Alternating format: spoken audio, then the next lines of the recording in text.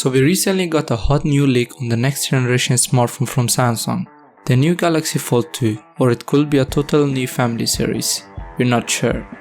The leak is from a Chinese website Weibo. It said it's going to release alongside the Galaxy S11 or the possibly new name to it S20 because of the year 2020.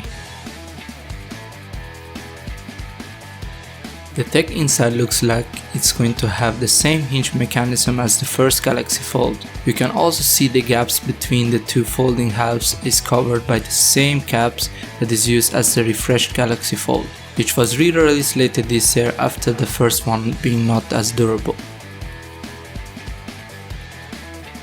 The bezels looks like it's going to be a bit thicker and more symmetrical.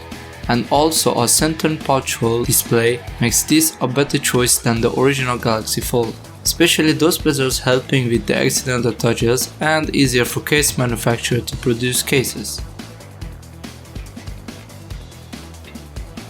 The actual size of the display is rumored to be between 6.7 to 6.9 inches big, and there is also a small enough display when folded to show the clock and possibly other useful notification icons. Besides that, it's two cameras. It is rumored that the device will use the same sensors as the Galaxy S11, which is a 108 megapixel and a 5x zoom camera. But they are not going for an ultra-wide camera this time. The battery is going to be as big if not smaller capacity as the first Galaxy Fold. This device is really hard to manufacture, and that's why there is a lot of stuff Samsung had to cut corners from to being able to lower the price, which is rumored to be around $850 to $1,000.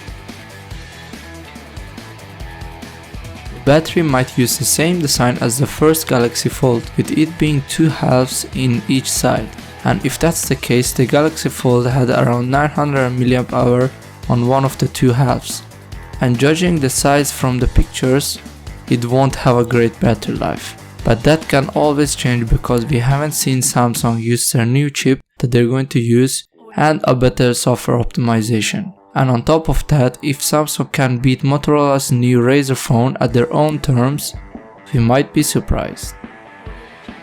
Of course, these images might as well be a prototype and not a final product, but that's unlikely because we're not far from the release. I am really excited for this form factor to succeed because I am really tired of the same old design.